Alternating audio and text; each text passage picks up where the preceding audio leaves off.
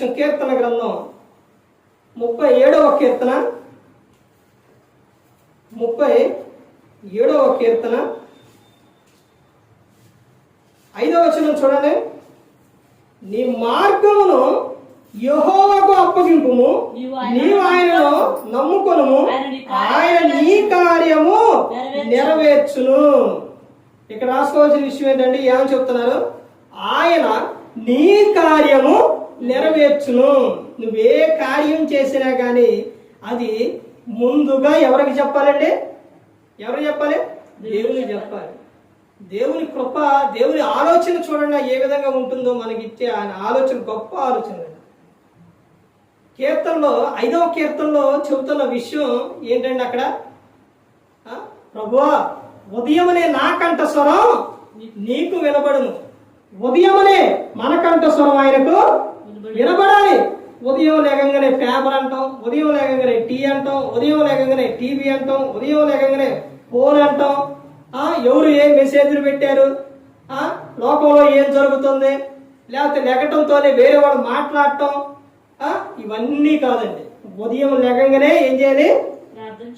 చేయాలి. ఒక్కొక్క సందర్భాల్లో నువ్వు గొప్పనంటే ఎవరైనా పిలిచినప్పుడు ఇప్పుడంటే తప్పదు, కానీ వెంటనే నువ్వేం చేయాలంటే నువ్వు లెగటంతోనే దేవునితో మాట్లాడుకోవాలి.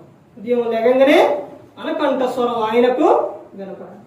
ఒక సందర్భంలో గబుకునండి ఎవరైనా ఫోన్ చేసినప్పుడు, ఎవరైనా పిలిచినప్పుడు అప్పుడు క్షణంగా పలుకుతాం,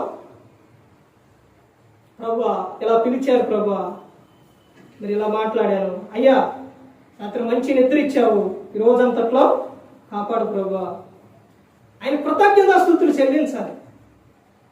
ప్రతి ఒక్కటి ఆయనకు చెప్పుకోవాలి. నువ్వే కార్యం చేసినా, వివాహం చేసినా, పుట్టినరోజు చేసినా, లేకపోతే ఏ కార్యం నువ్వు చేసినా కానీ ఆయనతో చెప్పుకోవాలి. అదే చెప్తున్నారు.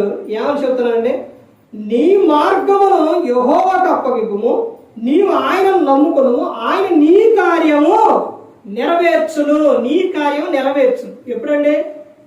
దేవుని మీద ఆధారపడ్డాడు. దేవునికి ప్రతి ఒక్కటి కూడా మనం చెప్పుకున్నాం. ఒకరు గమనించుకోవాలి, ఎవరు కూడా నశించి నరకానికి వెళ్ళిపోకూడదని యేసుక్రీస్తు ప్రభువారు ఈ లోకానికి వచ్చి మనందరి కోసం శిలువలో ఆయన ప్రాణం పెట్టాడు. ప్రతి ఒక్కరు కూడా దేవుని యందు భయభక్తులు కలిగి పరిశుద్ధాత్మ మాట ఏంటూ హృదయ శుద్ధిని కాపాడుకుంటూ క్రీస్తుని పోలి నడుచుకున్నప్పుడు ఈ లోకం విడిచినప్పుడు పరలోకానికి చేరుకుంటాడు. మరి ఈ విధంగా నిలబెట్టి మాట్లాడించిన తండ్రి అయిన దేవునికి కృతజ్ఞతాస్తుతులు చెల్లిస్తూ ఇంతవరకు శ్రద్ధగా ఉన్న మీకు ప్రభు పేట హృదయపూర్వకంగా చెల్లిస్తూ మాటలు ముగిస్తున్న అందరికీ వందనాలు.